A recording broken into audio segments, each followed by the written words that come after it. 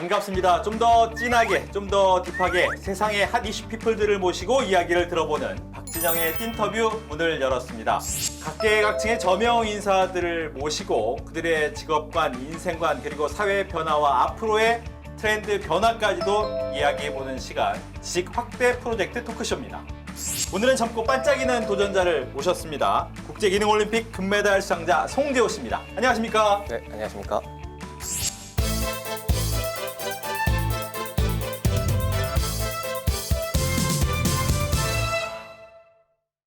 네, 오늘 한 시간 이 젊은 국가대표 선수이자 금메달리스트 송재호 씨의 이야기를 들어볼 텐데요. 먼저 이 사람의 이야기, 송재호 파워 보고서부터 만나보시죠.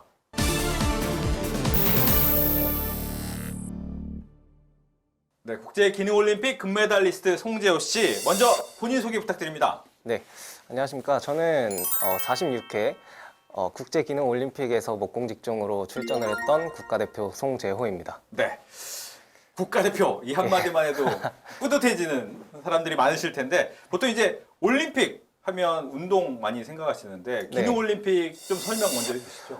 네, 기능올림픽은 알고 계시는 운동 직종의 국가대표들이 출전하는 올림픽처럼 저희 기능올림픽도 각 직종의 국가대표들을 선발해가지고 기능올림픽에 출전하는 건데요.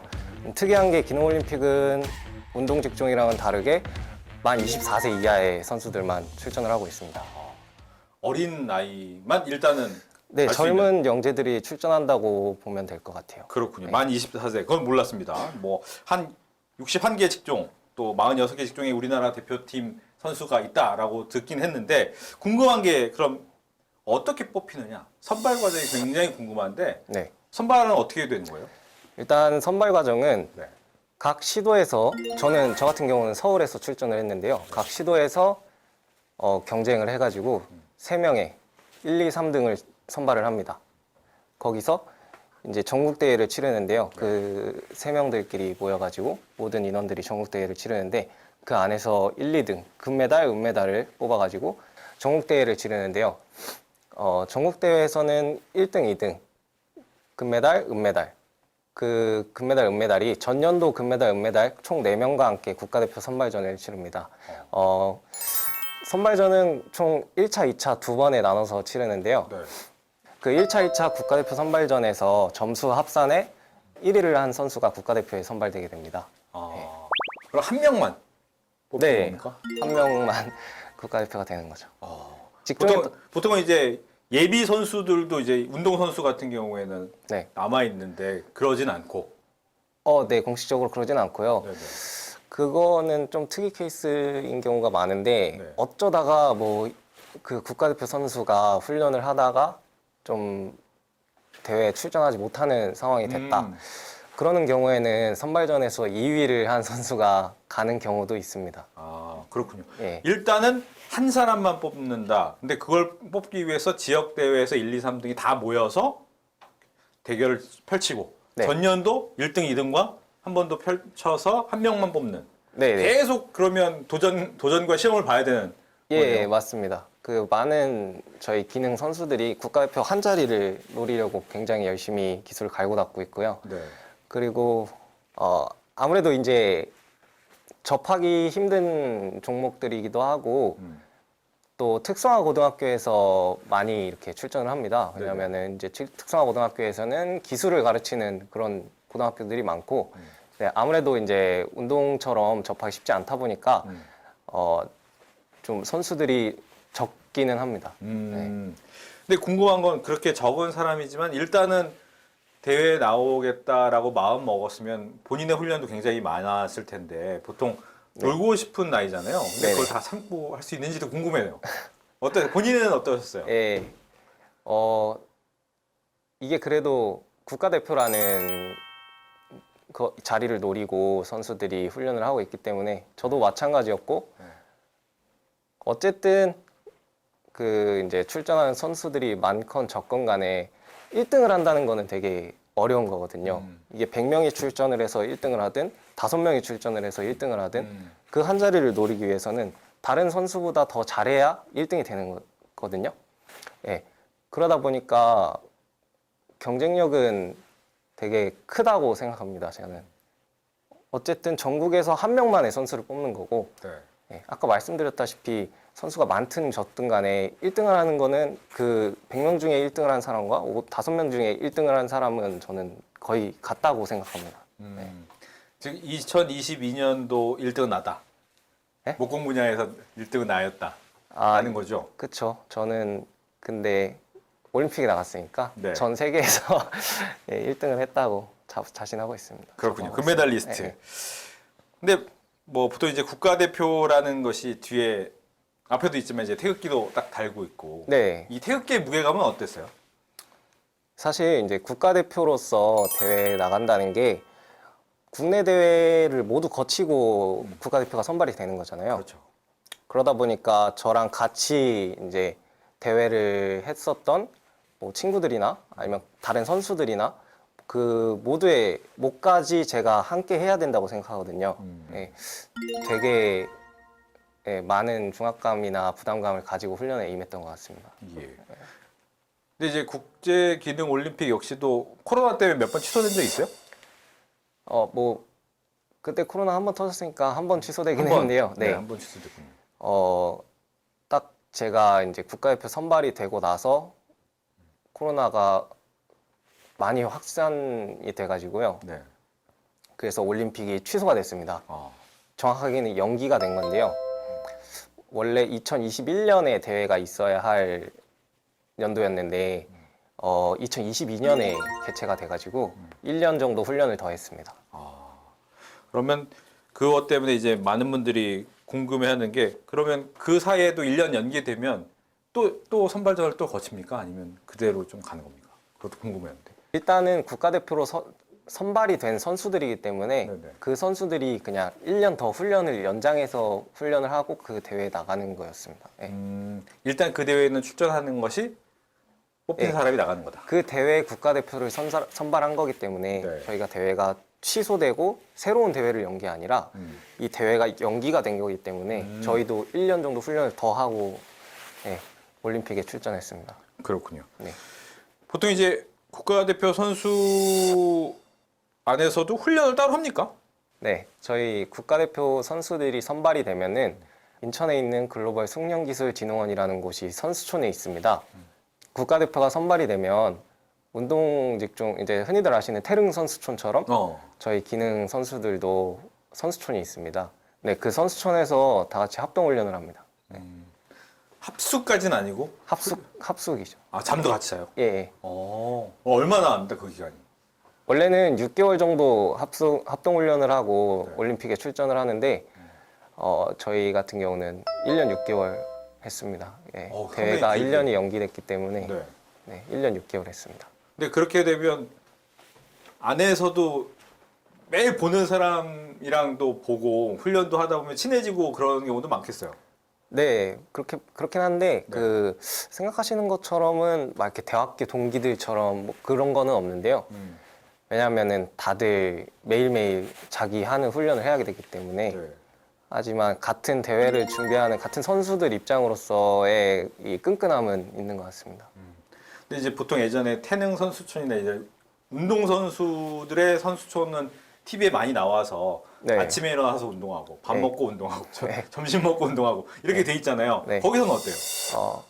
똑같습니다. 사실은 이제 그거 똑같은데 네. 대회를 준비한다는 게 사실 뭐 같을 수밖에 없는 것 같아요. 저희는 뭐 운동이 아닐 뿐이지 아침에 일어나서 훈련하고 뭐 점심 먹고 훈련하고 저녁 먹고 훈련하고 뭐 늦게까지 하면 뭐 새벽까지도 하는 경우도 있고요. 네. 근데 그런 그거는 식으로. 이제 예를 들면 짜여진 게 있습니까? 아니면 자율 운동이 대부분? 기본적으로 짜여져 있는 틀은 있습니다. 저희 국가대표 선수들은 아침 8시부터 밤 10시까지 훈련 시간이 정해져 있었고요. 점심 저녁 시간 1시간만 빼고는 모두 훈련한다고 보시면 됩니다. 그럼 아침 8시부터 밤 10시까지면 점심시간하고 저녁시간 빼면 거의 12시간? 네, 12시간을 그렇죠. 네, 그거를 주 7회. 주 7회요? 예. 주 5일 근무가 주 많은데 7일, 예, 주 7일. 토요일, 일요일도 없습니까?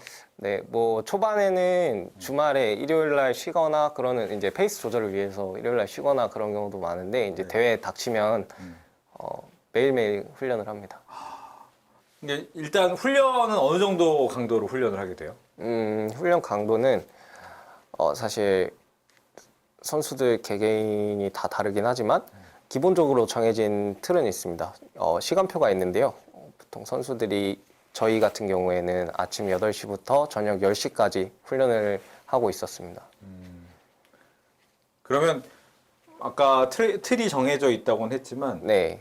계속 어느 정도 기존에 나왔던 문제들을 다시 연습하는 그런 식의 훈련인지 네. 어떤 식의 훈련인지 잘 모르겠어요. 운동 선수들은 이제 시합 연습을 한다거나 그러지만 저희는 대회를 가면 과제를 받아서 그 과제를 해결하는 그런 대회이기 때문에 뭐 기존 연도에 나왔던 기출 문제 과제들이라던가 아니면은 저희가 직접 디자인을 해서 뭐 도면을 만들어서 그 도면대로 훈련을 한다던가 뭐 그런 식으로 훈련을 하고 있고요.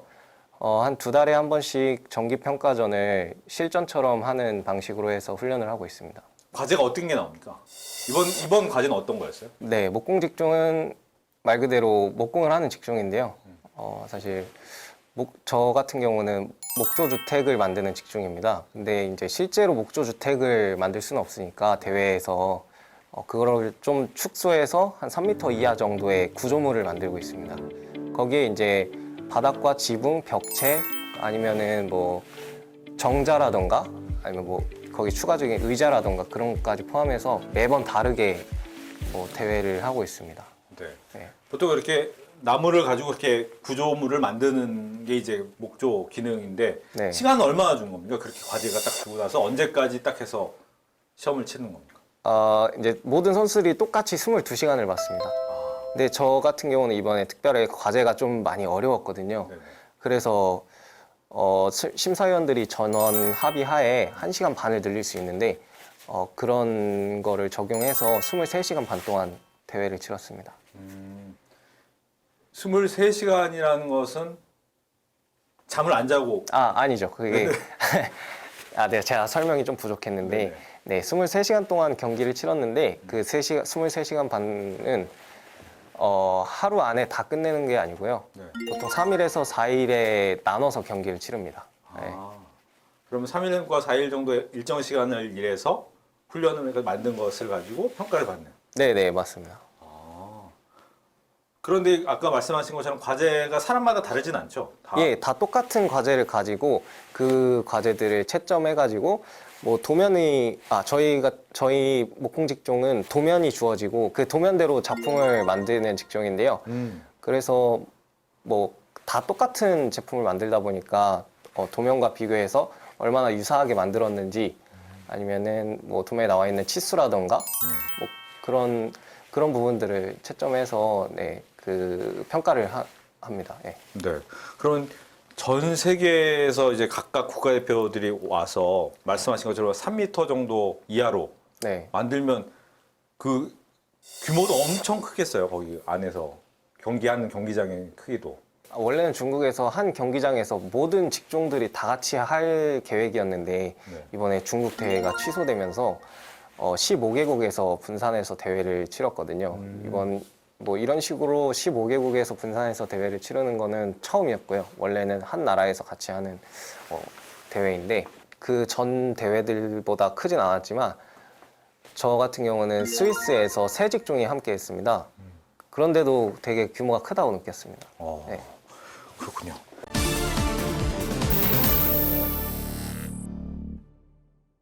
이번엔 두 번째 섹션입니다. 이 사람의 세상 카운트 펀치라는 코너인데요. 송재호 국가대표 금메달리스트가 올림픽 출전을 통해서 경험하고 배운 지식 또 그걸 가지고 만들어가는 도전의 이야기를 해보도록 하겠습니다. 먼저 아까 만 24세 이하라고 했는데 네. 본인의 나이 궁금합니다. 저는 지금 올해 23살 됐습니다. 예. 그럼 몇 년생? 요즘엔 또 어렵잖아요. 만 나이 막 바뀐다고 예, 해가지고. 맞습니다. 이제 지금 만 나이 바뀌기 전 나이로 말씀드린 건데 저는 2001년생 23살입니다. 그렇군요.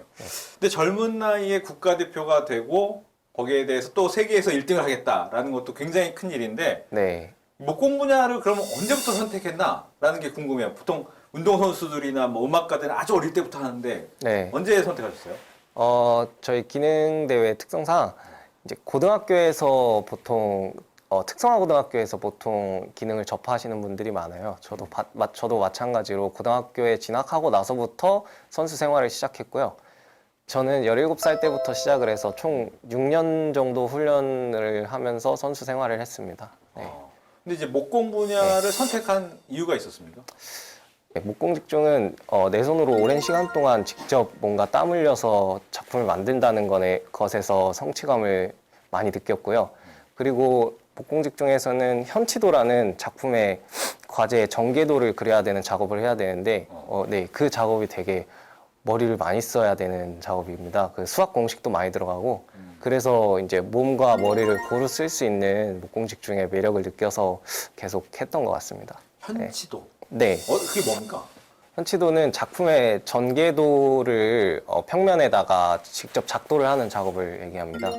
네, 그래서 이제 나무의 절단면이나 아니면은 뭐 2D로 봤을 때, 아니면 뭐 3D로 봤을 때 그런 부분을 평면에 다 그려서 작업을 할 수 있게 그리는 작업입니다. 단순히 설계도라기보다는 뭐 이 잘랐을 때 모양을 어떻게 보일 것까지도 다 네네네. 써야 되는군요. 예, 맞습니다. 그걸 본인이 다 직접 예. 그리는. 예. 그러면 굉장히 진짜 머리를 많이 써야 되는. 네, 그렇다고 볼 수 있습니다. 근데 그게 재밌었어요? 예, 사실 재밌었다라기보다는 처음에는 일단 작품을 만들려면 그 작업을 해야 되니까 어쩔 수 없이 하는 거긴 했는데 네. 저도 처음에 그 작업이 제일 싫었습니다. 왜냐면 이게 너무 어려우니까. 근데 이게 뭐 수학 문제 푸는 것처럼 뭔가 해결이 되면은 그 어느 순간부터는 그 공식을 대입해서 할 수 있게 되거든요. 그런 식으로 하다 보니까 뭐 재미를 많이 느꼈던 것 같습니다. 중간쯤부터는. 근데 이제 현시도를 본인이 직접 그리면 나중에 시험 같은 거 과제를 받을 때 네. 그걸 보면서 또 바로 네, 이렇게 네, 네. 작업을 해야 되는구나가 또 들어오는 그런 네, 건가요? 그 문제를 받으면은 공식을 대입해서 푸는 수학 문제처럼 비슷하게 그런 식으로 작업을 할 수 있게 됩니다. 아, 그렇군요. 네. 지금 보니까 가구회사 회사원이시더라고요. 네네. 빠른 취업까지. 예, 맞습니다. 근데 이제 보통 회사에 다니면서 이렇게 올림픽 나가는 것도 가능한 일인지 궁금하네요. 네, 사실 저 같은 경우에는 회사에서 근무를 하면서 대회를 나간 케이스인데 이게 정확하게 어떻게 되는 거냐면 회사에서 저희 훈련 시간을 근무 시간으로 인정을 해줍니다. 그래서 대회 훈련도 하고 경력도 같이 쌓을 수 있는 좋은 기회였습니다. 그게 보통 선수들이 국가대표 선발이 되면은 여러 회사에서 스폰이 들어오는데 저 같은 경우는 이 가구 회사였고요. 대기업에서 훈련을 하는 선수들도 많이 있습니다. 그렇군요. 예. 이 가구 회사가 보니까 예, 꽤 많은 메달 수상자가 있더라고요. 예, 그러니까 맞습니다. 선배들이 다 메달리스트. 네, 저희 회사에서는 15년도부터 선수들을 채용을 해왔고요. 그러면서 매년 입상도 하는 좋은 성과를 거뒀습니다. 네. 근데 그렇게 되면 뭐 들어가면서 아시게 된 거예요? 아니면 이 회사가 그렇게 많은 선수들을 갖고 있다라는 걸 알고 이제 입사를 하신 거예요? 한 직종을 하는 선수들끼리는 보통 다 알고 지내거든요. 왜냐면 이제 대회에서도 많이 만나고 하다 보니까 그러다 보니까 이제 선배들이나 뭐 어떤 회사에 채용되는지 그 정도는 이제 기본적으로 알고 있었습니다. 그럼 회사 분위기는 좋겠네요. 네. 아는 선배 후배들이 함께 있어서. 예, 그래서 되게 힘이 되고 보탬이 되는 것 같습니다. 아, 대회 나가면 이렇게 해라고 좀 조언 같은 것도 받습니까? 예, 그게 이제 선배들이나 아니면은 저희 지도위원님들한테 조언을 많이 받는데 네. 보통은 저는 일단 올림픽이 처음 출전하는 거고 세계권으로 처음 진출을 하는 거고 선배들이나 위원님들은 경험이 많다 보니까 뭐 대회 과제에 대한 감점의 허용 범위나 그런 부분도 국내 대회랑은 좀 다른 부분이 있거든요. 그런 부분에 대해서 작품 끝날 때마다 좀 뭐 조언을 많이 받고 그랬던 것 같습니다. 그러니까 어떻게 감점을 덜 받는지 이런 마음가짐이나 이런 건 또 얘기 안 해줍니까? 뭐 정신, 뭐 멘탈. 예, 이제 뭐 반복되는 훈련에 지쳐 있고 할 때 다 그거를 경험해 보신 선배들이기 때문에 와서 뭐 위로의 말씀이나 아니면은 따로 뭐 불러서 맛있는 거 사주거나 그런 게 있었는데 그런 게 참 위로가 됐고 용기가 됐던 것 같습니다. 무거운 목재다 보니까 아무래도 부상의 위험도 있는데 네. 하시면서 좀 아까 허리 얘기도 했지만 장비 자체가 좀 날카로운 게 많잖아요. 네네. 좀 많이 다치실 수도 있겠어요. 네, 기본적으로 손이나 뭐 팔 같은 경우에 상처들은 좀 많이 나는 편이고요. 허리 같은 관절 부위 같은 부분에 무리가 좀 많이 가는 것 같습니다. 예. 보면 이제 많은 일반인들 같은 경우에도 가끔씩 톱질하게 되잖아요. 네, 근데 이건 너무 개인적인 질문이긴 하지만 네. 저도 해보니까 톱질이 어렵더라고요. 네. 쉽게 하는 방법이 있습니까?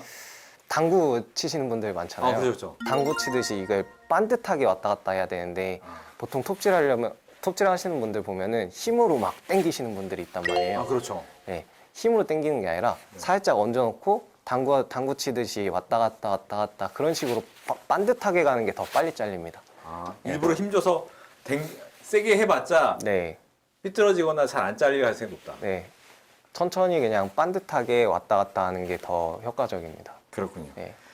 메달도 궁금합니다. 계속 저희가 금메달리스트라고 했는데 메달 안 보였는데 메달 한번 보여주시면 좀 자랑 좀 해주십시오. 아, 메달 제가 이렇게 보여드리면 네, 네. 오, 네. 이게 제가 받았던 금메달입니다. 네. 세계 1위 네. 금메달. 네. 반짝거리는 금메달인데 진짜 금입니까? 그 질문 많이 받는데요. 진짜 금은 아니고요. 네. 뭐 그냥 좀 칠한 것 같습니다. 네. 근데 금메달 말고 네. 상금도 받습니까? 네, 상금도 받습니다. 어느 정도인지 궁금한데요. 네, 상금은 순위마다 지급되는 게 좀 다른데요. 네. 저는 6,720만 원 받았습니다. 정확하게. 정확하게 네. 뒤에 숫자까지. 네. 네, 또 그리고 메달 입상자에 한해서는 연금도 지급이 되고요. 또 남자분들 같은 경우에는 관련 업종에서 근무하면서 대체 복무를 할 수 있는 그런 군 면제 시스템도 있습니다. 연금까지 나오는군요. 예. 연금도 물어봐도 됩니까? 네, 연금은 1,200만 원 지급됩니다, 매년. 연금도 꽤 예. 부럽습니다. 여기 보니까 썼던 것 중에 올림픽 당시 재밌었던 에피소드도 있다고 들었어요. 뭐 친구들도 만나고 했던 거. 네네네. 그 부분도 좀 소개를 해주시죠. 네. 기능올림픽은 나이 제한이 있는 대회이기 때문에 보통 대회를 나가면은 제 또래들이 정말 많습니다. 보통 다 친구들 같이 느껴지고 그런데 외국 선수들도 마찬가지로 저희처럼 다 저희 또래들인데 대회 경기가 끝나고 호텔을 이제 저희가 같은 호텔을 썼단 말이에요. 선수들이랑 유럽 국가 선수들이랑 같은 호텔을 사용했는데 근데 경기 끝나고 같이 호텔 로비에서 뭐 맥주 마시면서 그렇게 놀았던 기억이 납니다. 같이 뭐 라면 같은 것도 선물로 주고 좋아하던가요? 네, 많이 좋아하더라고요. 네, 뭐 사진도 찍으면서 같이 그렇게 놀았습니다. 그렇군요. 네.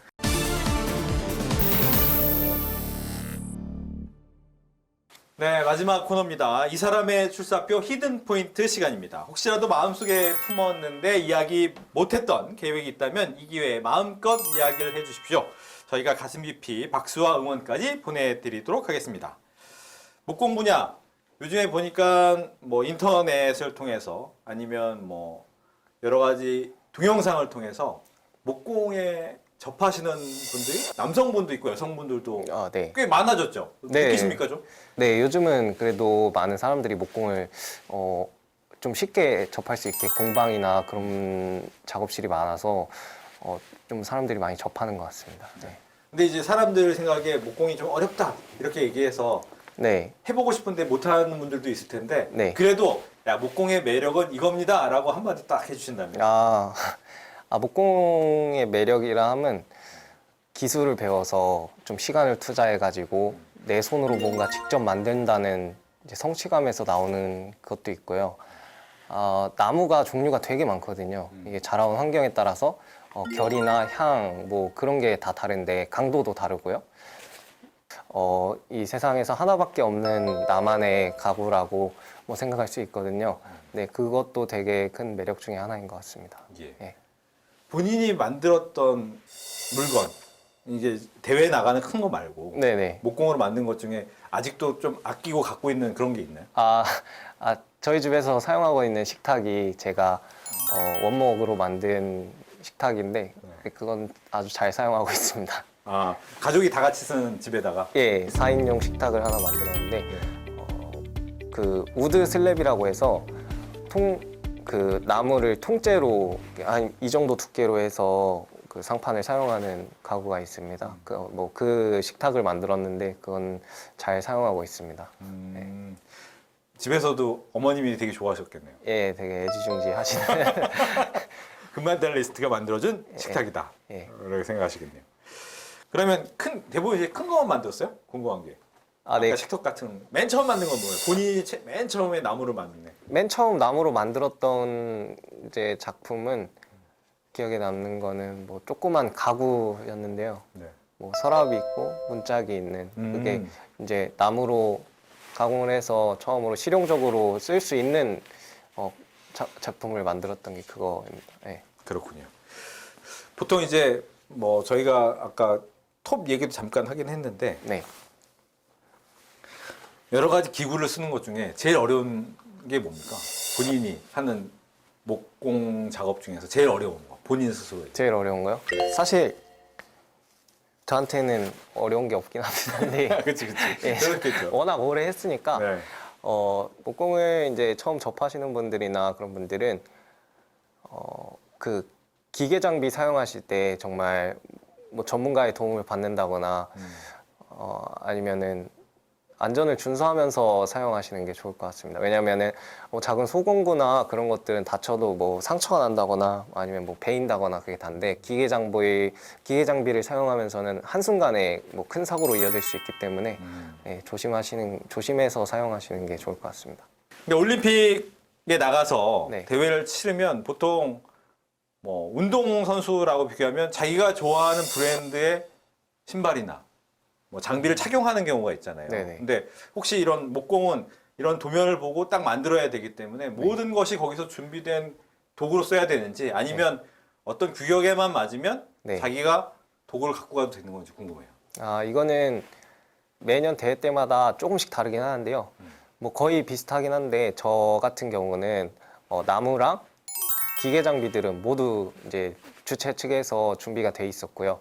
수공구들은 제가 사용하던 수공구를 다 가져갔습니다. 이 수공구는 본인이 갖고 가도 되는 거고요. 네, 제가 본인 손에 익어 있는 장비이기 때문에 수공구들은 무조건 다 본인 장비로 사용을 합니다. 거기는 네. 큰 기계는 거기서 다 준비가 돼 있고. 네, 그렇군요. 근데 보통 쓸 때 아까 뭐 잠깐 얘기했지만 톱질의 방식도 서양과 동양이 좀 다르다 이런 얘기를 하셨어요. 톱질은 보통 미는 톱과 당기는 톱이 있는데요. 유럽 쪽에서는 대부분 미는 톱을 사용하고요. 우리나라에서는 일제 공구들을 많이 사용하는데 일제 공구들은 모두 당기는 톱으로 되어 있습니다. 근데 톱뿐만 아니라 대패 같은 경우에도 미는 거, 당기는 거 있는데 그것도 동일하게 유럽에서는 미는 거, 저희 동양에서는 당기는 거 뭐 이런 식으로 나눠져 있습니다. 그렇군요. 네. 근데 그것도 역시 사람의 성향에 따라서 어떤 도구를 쓰느냐는 상관없다. 네, 맞습니다. 네. 근데 저 같은 경우는 이제 대회에 나가가지고 그때 이제 경기 끝나고 선수들끼리 커뮤니케이션을 좀 하면서 뭐 다른 유럽 선수의 미는 톱을 잠깐 사용해봤는데 그때 처음 사용해봤습니다. 저는 되게 어렵더라고요. 안 쓰던 방식이다. 예. 반대로 항상 똑같은 공구만 사용해오다가 반대로 되는 톱 사용하니까 어렵더라고요. 보통 이제 우리나라에서는 미는 톱은 잘 안 보이나 보죠, 그러면? 예, 그 우리나라에서는 미는 톱 거의 사용하는 걸 못 봤습니다. 그게 또 지역마다 이렇게 다르군요. 네, 그 이제 그런 것처럼 문화가 다른 것처럼 국가들끼리 작업하는 스타일이 다 다르거든요. 그래서 저는 대회 나가서 저렇게도 작업을 할 수 있네 하는 그런 것들을 많이 배워온 것 같습니다. 네. 그래서 그런 부분에서는 되게 좋은 경험이었던 것 같고 네. 서로 이제 그런 식으로 좀 소통을 많이 하는 것 같아요. 대회가 일단 대회 주체의 마인드가 기술 교류와 기술 발전에 있기 때문에 네, 그런 부분에서는 서로 많이 배워가는 것 같습니다. 보니까 이제 예전에 기능 올림픽 하면 우리나라 선수들이 꽤 많이 금메달을 따왔잖아요. 네. 올림픽에 나가면 어떤 종목에 있어서는 이렇게 견제 이런 게 좀 있습니까?